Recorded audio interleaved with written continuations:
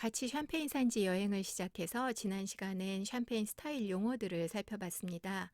이 용어들은 이번 시간부터 방문할 각 샴페인 하우스들의 와인 컬렉션에 대해 얘기할 때도 계속 사용될 스타일 용어들이라 이해가 필요해서 잠깐 복습해 보도록 할게요. 얼만큼 기억나는지 확인해 보세요. 샴페인 스타일은 우선 연도 표기의 유무에 따라 같은 해 수확된 포도 100%로만 만들어지고 그 연도가 표기되는 빈티지. 여러 해 동안의 포도액을 블렌드해서 만들어서 연도를 표기하지 않는 넌 빈티지 샴페인이 있다고 했죠. 또 당도에 따라 분류하면 크게 브릿 나튀르, 엑스트라 브릿, 브릿, 드미섹가 있는데 이 중에서 가장 많이 생산되는 당도 레벨은 브릿이고 이 브릿은 입에서 당도가 거의 감지되지 않는 드라이한 맛으로 입에서 달게 느껴지는 당도는 드미섹 레벨로 주로 생산되고 있습니다. 샴페인에서 흔한 경우는 아니지만 엑스트라 드라이, 엑스트라 색, 그리고 드라이, 세크라는 당도 용어가 있는데 이런 당도는 이탈리아 스파클링 와인인 프로세코 등에서 주로 생산되고 샴페인에서는 거의 볼 수 없지만 이런 용어가 보인다면 그것은 브리처럼 드라이하지 않고 달지만 드미색보단 조금 덜한 단맛이라는 것 기억해 두시면 좋겠습니다. 대부분의 샴페인은 이 드라이한 브릿의 넌 빈티지 스타일로 거의 모든 샴페인 하우스들에서 생산되면서 각 하우스가 추구하는 성향인 하우스 스타일을 잘 보여주기 때문에 각 하우스의 가장 기본적인 샴페인이면서 동시에 하우스의 중요한 샴페인입니다. 많은 샴페인에는 흰 포도와 레드 포도가 다 블렌드되어 있지만 흰 포도 샤도네이 100%로 만든 투명한 흰 샴페인인 블롱 드 블롱, 피노누아나 뮤니에 같은 붉은 포도 100%로 만든 투명한 샴페인인 블롱 드 노아, 그리고 레드 색감을 남겨 생산하는 로제 스타일이 있고 각 하우스의 포도의 큐베 중에서 가장 좋은 큐베로 만든 프레스티지 큐베들은 각 하우스들의 탑 라인들로 보통 특별한 이름이 붙여져서 브랜드화되고 가격이 높은 편입니다. 그런가 하면 싱글 비냐드 샴페인들은 한 포도밭에서만 생산된 포도로 만들어진 와인으로 그 포도밭 이름을 브랜드화해서 생산하며 그 포도밭만의 독특한 캐릭터를 보여주는 특징이 있고 그 포도밭에서 나온 포도로만 생산하기에 생산량이 한정적이어서 보통 가격이 높습니다. 네, 여기까지 샴페인 스타일에 관한 용어들을 요점만 간략하게 살펴보았습니다. 이해가 안 가거나 잊어버렸다고 생각되는 부분들은 이전 에피소드 샴페인 스타일 편을 몇 번이라도 반복해서 들으신다면 훨씬 이해가 쉬워지실 겁니다. 자, 이제 오늘은 각 샴페인 하우스들을 하나씩 방문하면서 그들의 샴페인 스타일, 그리고 어떤 샴페인들을 각각 생산하는지 그들의 샴페인 콜렉션들을 살펴보려고 합니다. 우선 유명 샴페인 하우스 이름들을 몇 개 나열해 볼 텐데요. 이 중에 어떤 이름들이 익숙한지 또 이들의 샴페인을 드셔보셨다면 어떤 맛이었었는지를 한번 기억해 보세요.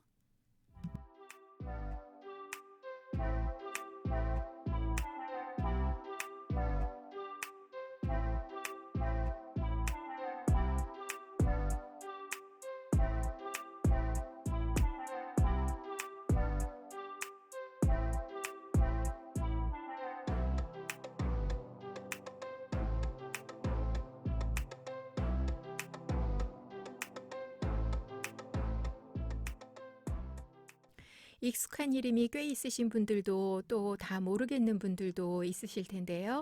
앞으로 몇 회에 걸쳐 진행될 이번 샴페인 시리즈를 저와 계속 같이 하시는 동안 이런 이름들이 더 익숙해지고 샴페인에 대해서도 더 많이 알게 되실 겁니다. 현재 샴페인 지역에는 약 340여 개의 크고 작은 샴페인 생산자들이 있고 그 중에서 약 100여 곳의 샴페인 하우스들이 총 샴페인 판매량의 3분의 2 이상을 또한 샴페인 총 수출량의 90% 이상을 담당하고 있는데요. 그 중에서도 생산량이 많아 우리 주변 와인샵에서도 어렵지 않게 볼 수 있는 약 20곳의 샴페인 하우스들을 앞으로 몇 해 동안 같이 방문해 보려고 합니다. 물론 이렇게 생산량이 크고 이름이 많이 알려진 샴페인 하우스들에서만 우수한 샴페인이 생산되는 것이 아니고 생산량이 많지 않은 하우스나 포도 재배자가 직접 만든 샴페인들 중에서도 우수한 샴페인이 생산되는데요. 우선은 생산량이 많은 큰 샴페인 하우스들을 위주로 먼저 방문해보고 작지만 우수한 샴페인 생산자들과 그들의 샴페인도 또한 살펴볼게요. 각 하우스들은 그들만의 스타일이 있다고 했죠. 그 하우스 스타일을 크게 나누어 본다면 청량감과 프레시함을 주는 스타일 또는 좀 무게감 있고 깊이 있는 스타일이겠는데요. 어느 스타일이 좋거나 나쁜 것은 아니고 하우스가 선호하는 스타일의 차이이고, 아, 그 하우스에서 그런 와인도 생산하는구나, 내지는 이 하우스가 이런 스타일을 추구하는구나 등등 알게 되면 전에는 다 똑같이 느껴졌던 샴페인의 맛이 하나씩 다 다르다는 것도 깨닫게 되고, 음식과의 페어링도 좀 더 구체적으로 깨닫게 되면서 앞으로 어느 샴페인을 대하건 가슴 뛰는 즐거움으로 샴페인이 다가오게 될 겁니다. 자, 이제 샴페인 하우스를 방문하러 같이 떠나볼 건데요. 북쪽 라스 지역에도 하우스들이 많이 자리하고 있고 남쪽에도 많이 있는데, 우선 이 샴페인 산지의 가장 큰 중심 도시인 라스에서 시작해 볼까요? 라하스는 이 샴페인 산지의 상업과 관광 산업이 활발한 도시답게 사람도 많고 가게들도 많은 곳인데요. 유럽의 오래된 유명 도시들이 주로 대성당을 중심으로 형성되듯이 이곳 라스의 번화가에도 노틀담 성당이 자리하고 있습니다. 파리에 있는 노틀담 성당과 많이 비슷하죠? 이곳에서 프랑스 역사상 거의 1000년 동안 왕의 임관식이 거행되었었다고 하는데요. 그곳에 참석한 귀족과 왕족들에게 제공되던 와인이 이 샴페인 산지 와인이었는데, 물론 그 당시에 그들이 즐겼던 와인은 지금의 스파클링 와인 형태가 아닌 기포가 없는 일반 와인 형태였지만, 그렇게 오랫동안 역사 속에서 왕족과 귀족들에게 제공되어 왔던 샴페인 와인이었기에 오늘날도 그 고급스러움이 그대로 샴페인이란 이름 속에 유지되고 있다고 생각합니다. 이 성당 근처에 이런저런 유적지들을 둘러보면서 산책하듯 걷다 보면 도착할 만큼 가까운 거리에 있는 샴페인 하우스들도 있고, 차로 이동해도 10분 안팎이면 되는 거리들의 하우스들이 위치하고 있습니다. 우리가 처음 방문할 하우스는 매해 약 1,500만 병 정도로 추정되는 엄청난 생산량을 자랑하는 버브클리코입니다.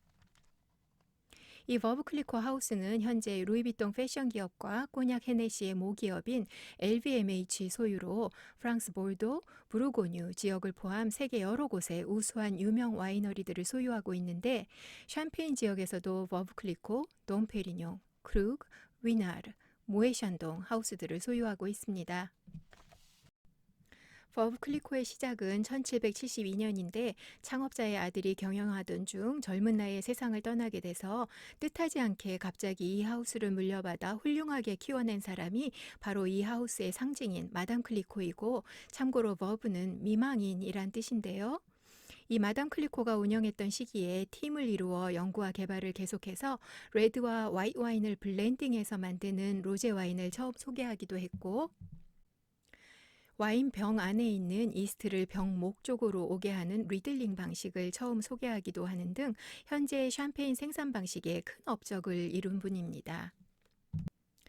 레드 품종인 피노누아가 많이 들어간 샴페인은 흰 품종 샤도네이를 많이 블렌드한 샴페인보다 좀 더 무게감이 있는 편이고, 몇 년 동안 숙성된 리저브 와인을 많이 사용할수록 입에서의 질감이 더 둥그러지고 복합적인 향이 더 가미되는데요. 이 버브클리코 샴페인 하우스의 스타일은 피노누아를 많이 사용하고 리저브 와인과 오크베러를 와인 메이킹에 이용하기 때문에 깊은 과일향과 비스킷, 스파이스, 견과류 향이 담긴 리치하고 깊이 있는 스타일입니다. 샴페인 산지는 물 빠짐과 물 저장 능력이 동시에 장점인 초키한 성분을 가진 토양이 특징인데요. 중세시대 로마인들에 의해 판에서 만들어진 이런 초크 토양 동굴들을 크레르라고 부르는데, 역사가 오랜 하우스들의 지하 셀러는 대부분 중세시대에 만들어진 이 크레에르로 이루어져 있고, 샴페인 하우스들을 투어할 때 꼭 봐야 하는 포인트 중에 하나입니다. 이 크레에르라는 이름은 아마 샴페인 지역을 여행하시면 길 이름에도 상호에도 종종 사용되고 있는 것을 보시게 될 텐데요. 이 버브클리코도 역사가 긴 하우스라 역시 지하 천연 저장고 크레에르가 있고 그곳에 샴페인들이 저장되고 있습니다. 이 하우스의 샴페인 컬렉션을 볼까요? 버브클리코의 기본적이면서도 중요한 스타일인 넌 빈티지 브릿은 많은 분들이 보셨던 적 있을 바로 옐로우 레이블입니다. 해마다 조금씩 다르지만 이 옐로우 레이블에는 보통 50% 이상의 피노누아, 30 내지 45% 리저브 와인이 블렌드돼서 만들어지고 샴페인 와인법에서 넌 빈티지는 15개월 숙성 후 판매될 수 있는데 이 옐로우 레이블은 이보다 더 오래 약 3년간 지하저장고 크레에르에서 숙성된 후 출시되기 때문에 좀 더 입안에서 둥글고 부드러우며 오크배럴에서 발효되고 숙성된 베이스 와인을 사용하기 때문에 바닐라 향과 과일향, 브리오슈 같은 빵 향과 더불어 더 복합적인 향을 느낄 수 있습니다. 이 옐로우 레이블은 야채와 허브가 조금 들어간 생선이나 해물구이, 연어, 오리 요리, 토치로 겉면을 살짝 그을린 참치 요리, 파스타, 그리고 하드치즈들과 페어링하면 좋습니다. 이들의 다른 넌빈티지 샴페인들은 로제, 드미색, 리치 로제가 생산되는데 리치는 얼음을 넣은 글래스에 담아 마시는 단맛의 샴페인으로 드미색보다 더 단맛의 샴페인 당도 레벨인 두에 해당하는 가장 높은 당도입니다. 또한 눈여겨봐야 할 독특한 넌 빈티지는 엑스트라 브릿, 엑스트라 올드인데요. 2013년에 처음 만들어져서 시장에는 2017년에 처음 등장했고 현재는 시리즈 2까지 나와 있는데 이 와인의 특별함은 약 10년에서 30년 가까이 숙성된 오랜 리저브 와인들이 블렌드되어 셀러에서 5년간의 숙성 기간 후에 출시되며 일반 샴페인 안에 든 탄산 압력이 6인데 이 와인은 4.5 정도로 압력이 낮고 15년 이상 보관 숙성이 가능하고 브릿보다 더 드라이하며 버블이 아주 곱고 크리미하고 생동감 있는 과일 향과 숙성된 복합적인 향이 잘 조화를 이룬 특별한 컨셉의 우수한 샴페인입니다. 이들의 빈티지 컬렉션도 우수한 샴페인들인데요. 빈티지 브릿, 빈티지 로제, 당도가 있는 빈티지 리치 레저브, 오래 보관 후 늦게 병입한 까브 프리베 브릿, 까브 프리베 로제가 있습니다. 그리고 이들의 탑 라인인 프레스티지 쿠베의 이름은 빈티지로 생산되는 라그롱담으로 라그롱담 로제도 같이 생산됩니다.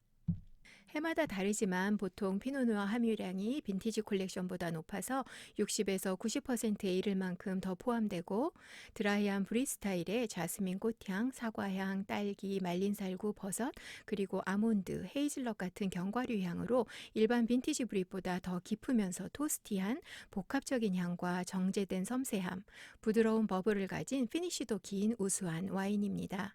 라그롱담 샴페인은 물론 자체로만 마셔도 좋지만 음식과 같이 페어링 한다면 약간의 스모키한 향이 나는 햄, 연어 등의 생선 요리, 랍스터 구이, 향신료가 살짝 가미된 해물류, 좀 숙성된 파미지아노 레지아노 등과 함께하면 좋습니다. 이번 시간은 지난 시간 복습과 함께 버브클리코 샴페인 하우스를 방문했습니다. 다음 시간엔 어떤 맛있고 우수한 샴페인들을 생산하는 하우스들을 가게 될까 기대해 주세요. 강의 들으시느라 수고하셨습니다. 샴페인 한잔 하시면서 쉬실 수 있길 바라고 다음 시간에 다시 만날게요. 감사합니다.